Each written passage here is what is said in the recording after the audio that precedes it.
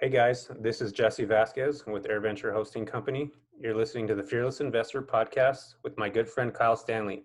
Keep listening to conquer the world of investing.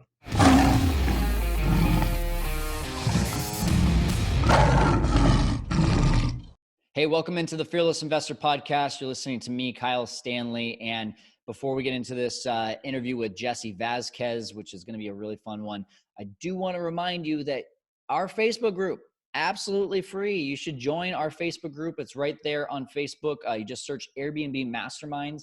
It's growing by like 50 people a day right now. It's crazy. It's got a ton of traction, and a lot of knowledgeable people are joining the group too and adding their 2 cents. Anytime you have a question, you can throw that question in there. I'm answering on a daily basis. Other experts in the group are answering it. And it's a great starting point to be able to get your Airbnb business started or to the next level. So again, Facebook, and just search Airbnb Masterminds. Now today, Jesse Vasquez right here with AirVenture Hosting Company. I'm excited because if you have a full-time job and you've been thinking about doing Airbnb, but you're thinking, man, I don't know if I have the time to be able to put into this. I don't know if I have the know-how to be able to do this. I don't know if I have the money to be able to scale this. Jesse talks about all those because he's got a full-time job, a 9-to-5, a W-2 that's paying him really well, but he uses Airbnb as that side hustle, and he's been able to grow his business. He now owns 4, and he's co-hosting and for I think 5 or 6, and has a total of 9 or 10 properties. But he's doing this all in about 3 hours of work a week. And he's going to show you exactly how he's doing that right here on the Fearless Investor podcast. So let's get to it right now with Jesse Vasquez. Hey, everyone, welcome into the show. Before we get to it here with Jesse, I just want to ask you, can you really make money with Airbnb? It seems too good to be true, right? Well, I'm here to tell you it absolutely is the real deal, and you can do this thing, and you can do it without even owning a property. When I learned that in May of 2019, I went from 0 to 25 properties in under 18 months. That's $20,000 net per month, and guess what? You guys can do it too. All you have to do is download our Airbnb Kickstart course. It's right there on fearlesskyle.com. Go to the Airbnb tab, and you can be on your way to mastering, automating, and scaling an Airbnb business that can pay you upwards of 6 figures and fairly passively too. And we're going to learn about that today here with Jesse Vasquez. So that is a perfect introduction here because Jesse, before we get into it too much, you have to make it passive because you got a full-time job. But we're going to talk about before we get into that, just kind of your journey. And before even that, I want to know, man, first of all, Jesse Vasquez with AirVenture Hosting Company. What in the world is your most interesting Airbnb related story? Where do you want to go? Do you want to go with a drug overdose, or do you want to go with bats in the house? I'll let you decide this. As long as the drug overdose doesn't involve you taking the drugs, then I want to hear both. Yeah, definitely not. So I have a property, one of my first properties. I have I had a guest that stayed, ended up throwing a party. They ended up taking LSD. My neighbors were calling me in the middle of the night, about 3 a.m., just calling. I sleep with my phone on silent. And finally I went through and I looked at the messages, and it's like, hey, there's ambulances all out front. There's a lady on the ground screaming. She says that she doesn't know what's happening. She feels like she's in another world. She said everything is going super slow. And I'm just like, what the heck is happening? So my properties have Ring doorbells. I looked at the Ring doorbell, and yeah, literally there's ambulances, fire trucks. I mean, you name it, man. So she ended up having this, they had threw an LSD party in the home. Oh my gosh. Gosh. Yeah. Did your neighbors ever forgive you? You know what, man? She invited me over for a beer. It's a husband and wife family, and they're super open to Airbnb. They use Airbnb all the time. Oh, that's awesome. We typically don't ever have issues like that. And yeah, they were cool about it, thankfully. Okay. Well, usually we don't talk about 2 stories, but you mentioned the bat. I gotta hear that too. Yeah. So we have, one of our niches is remote properties. We have, properties that are kind of out in the middle of nowhere. We had a guest that had a colony of bats that flew into the home. This home has like, floor to ceiling windows all over, and they slide open. So it's like one of those homes that's open to literally all the elements of the world. And this is out in the middle of nowhere. Bats flew into the property while they were out in the balcony hanging out by the fire pit. And they were messaging me in the middle of the night, trying to get the bats out, trying to figure it out. Ended up going on Google and realizing that if you just turn all the lights off and you open the windows, bats sense by hearing, right? That they can't see. So that's how they ended up getting out of the property. But while they left those windows open, mice came in. So Oh God. You got yeah, flying mice and running mice. right, yeah. All I can think about is the scene from The Office where Dwight is chasing the bat and then traps it on top of Meredith with a garbage bag, and then Black Sheep when uh, when they're getting like the pots and the pans, and yeah, that right there. Anyway, that is an awesome way for us to start out this show. As long as the bats weren't taking LSD, like that's where it gets really scary, right? Oh, That's where that's they where it turn into actually, vampires. that's where it'd be awesome, man. And I want to hear that. We could turn that into a movie. Oh gosh.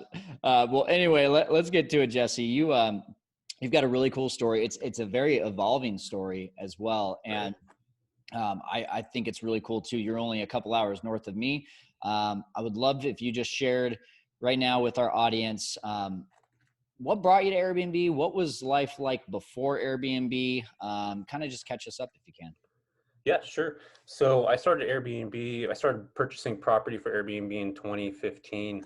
I watched my parents, they owned multiple properties as a kid growing up, and they were always going to court for like people not paying for rent or not paying. I came from a very Catholic household, so my parents were very forgiving if somebody couldn't pay rent, and I literally watched them get taken advantage of multiple times. And when I realized Airbnb was something that you get paid for up front, and you have the ability to be able to make as much money as you'd like depending on the property or home, that's really where I realized early on that this is the way to go. And in 2015, it was still relatively new. I started purchasing property in Modesto, California, which is basically the other armpit. I know you're in one armpit of California. I'm on the the northern part of it. So my family was like, "You're an idiot. Why would you ever buy a property in Modesto and rent it out on Airbnb?" Put it up our first month. I mean, I doubled the mortgage right away, instantly overnight.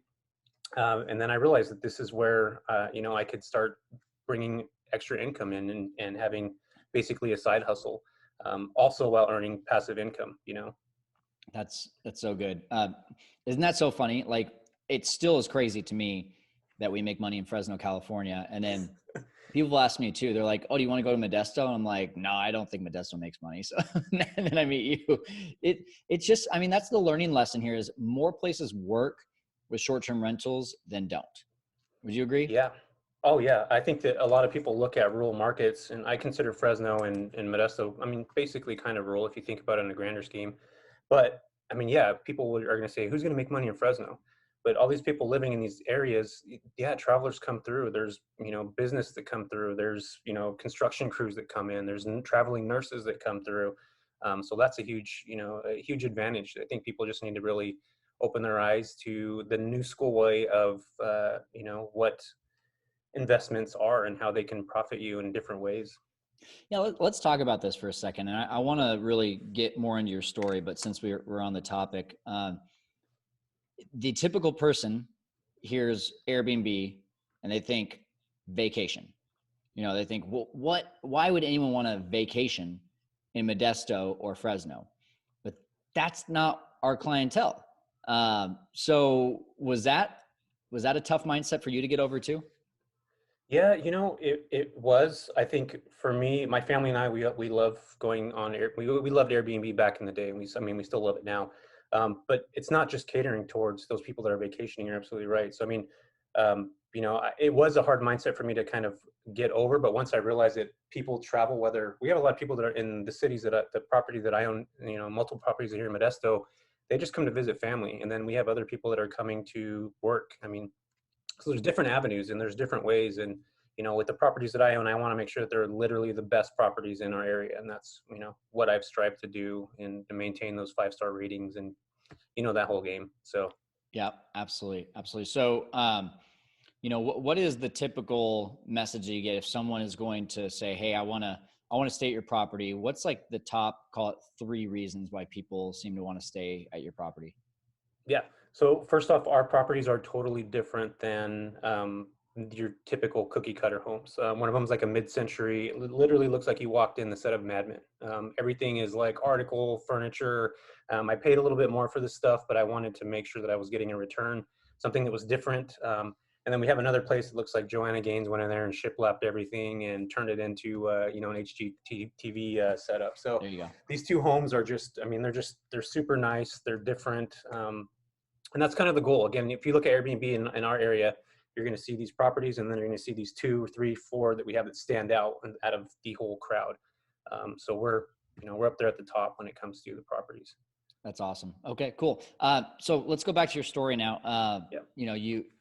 You saw this opportunity in Modesto. You bought your first property, started making money. What happened after that?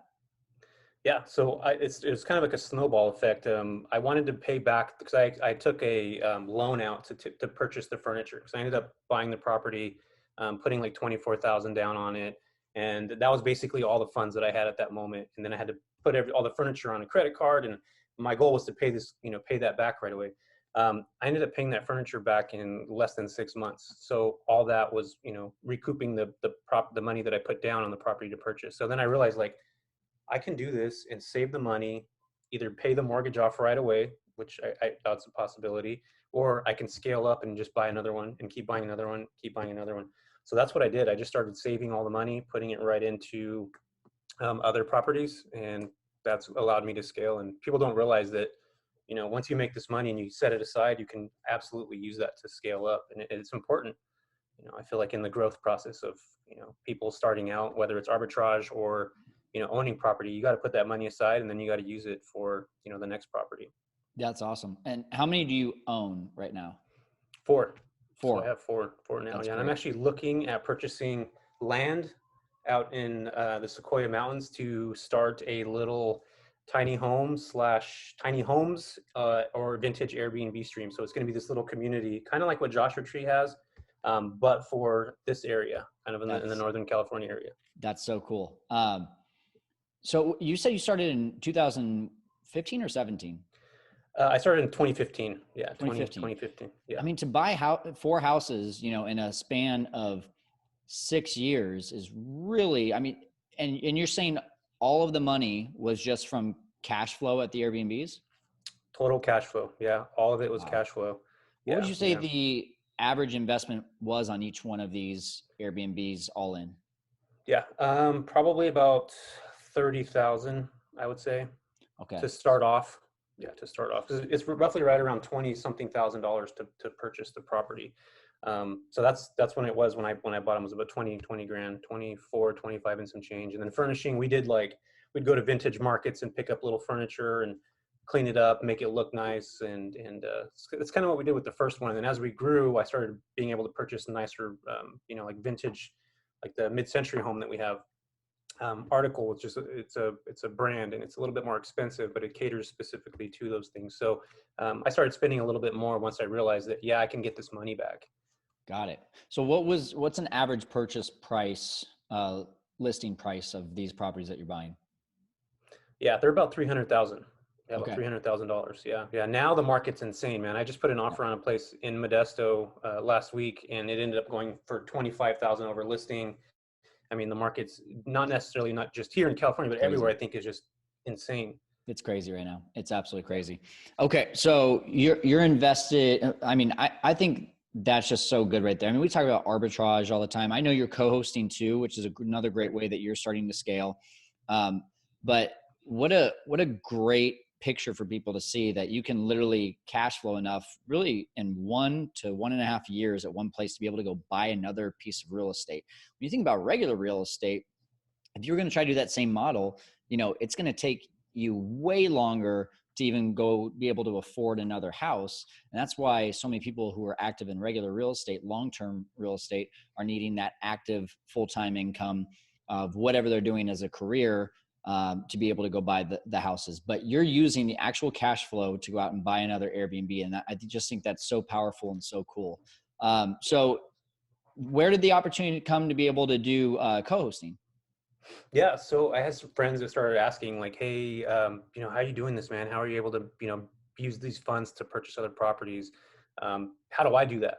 So I started thinking, like, I can help you. I'll get started. This is how I do it. This is the process that I'm using. Here's the programs that I'm using. And then once they started doing it, they realized how difficult it is to manage.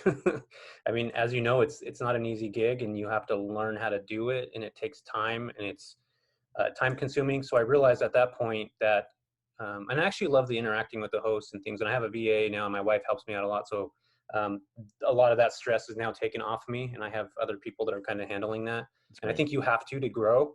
You really have to be an operator as opposed to necessarily an owner. That's Yeah, part of the growth. You have to do that. So thankfully, I have people to help me out. But that's how it started. that's great. Yeah. Okay.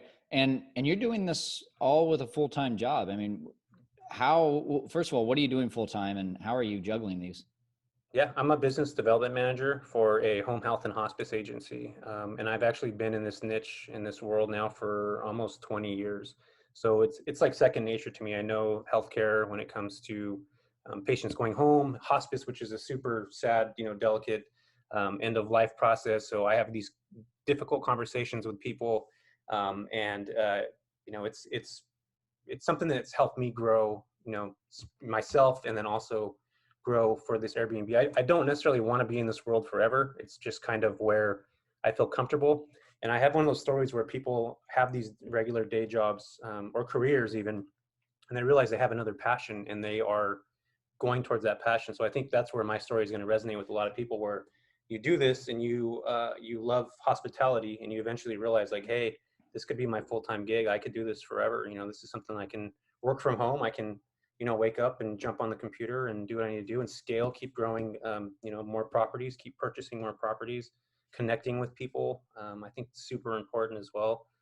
But yeah, definitely I'm one of those stories that as things are evolving, I'm getting ready to kind of figure out what's best for me in my life at this time and where I want to spend my time. I think that's the most valuable piece of, more than currency, right? Time is the most important thing that Absolutely. we have, you know?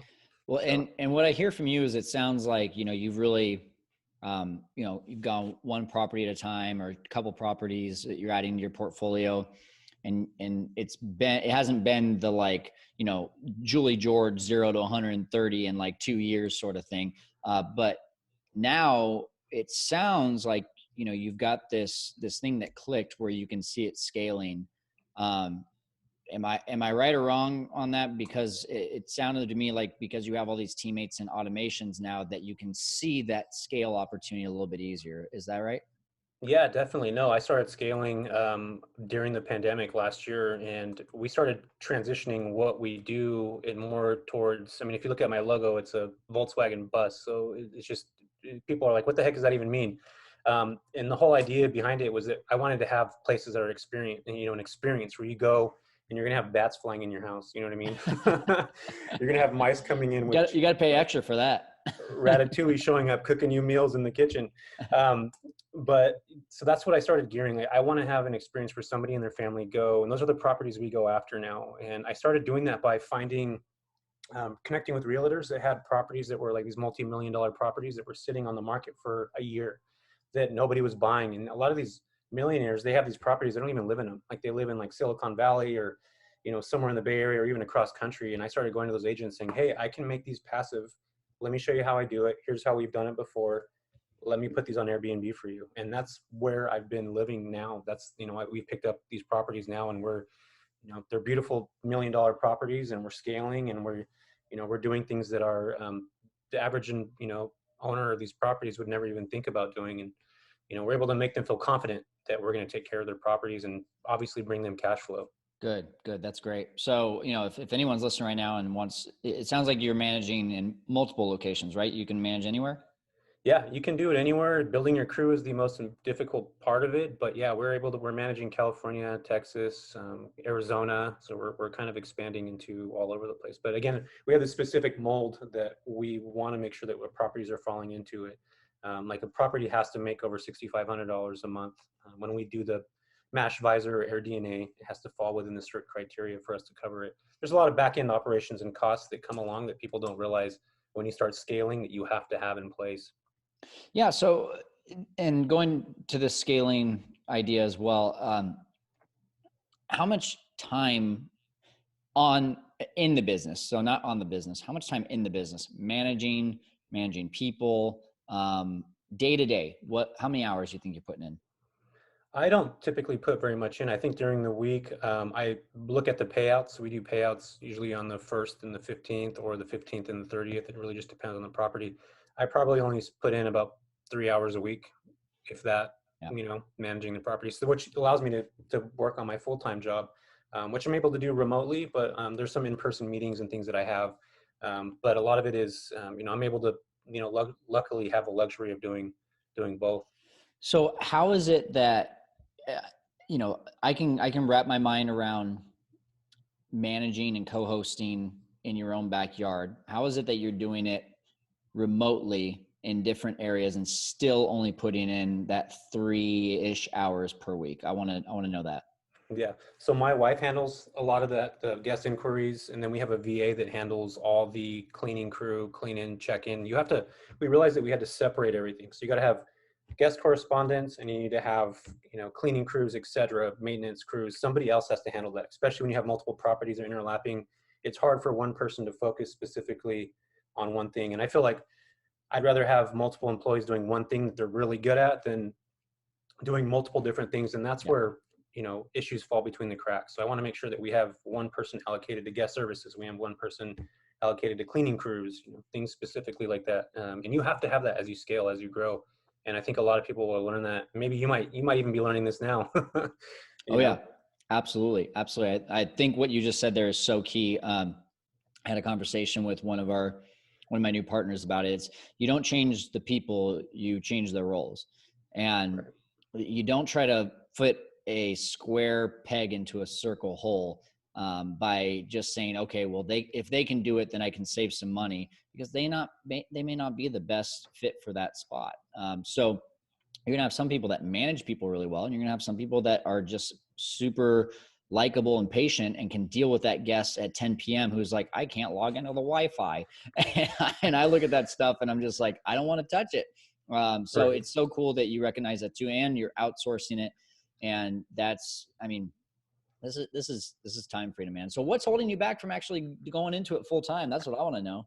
Yeah, well, I'm luckily enough have a high earning W-2 job.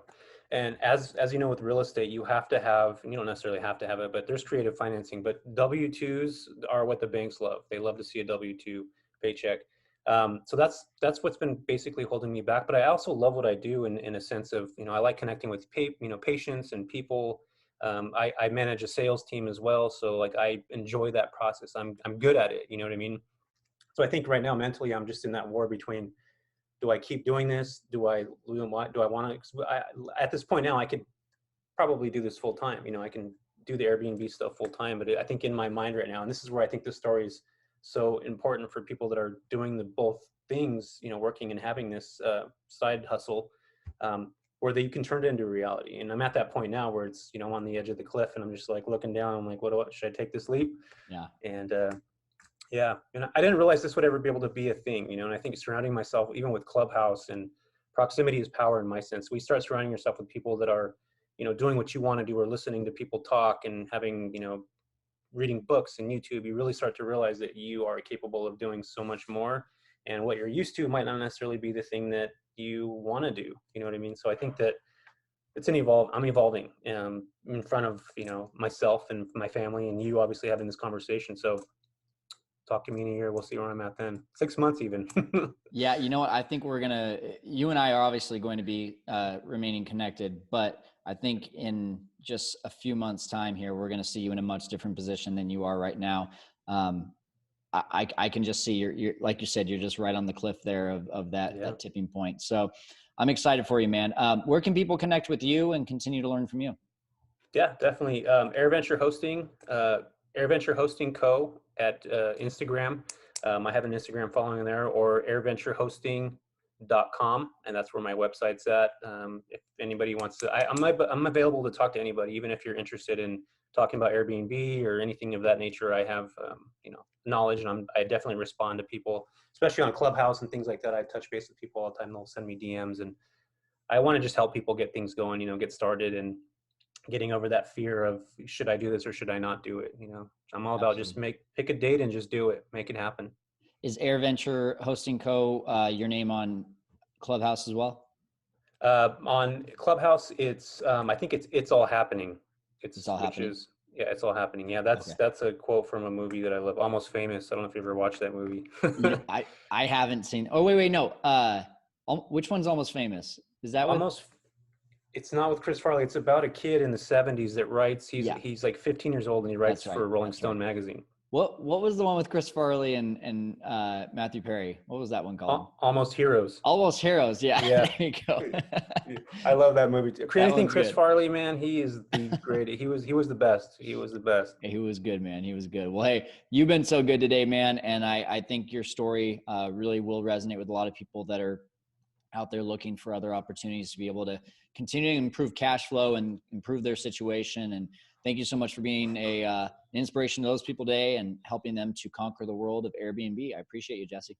Yeah, for sure, man. Thanks a lot. Thanks. I appreciate you and everything you do online and Clubhouse. Tons of gratitude. Thanks, man. Awesome. Show notes for this one, fearlesskyle.com/airventure. That's AIRVENTURE.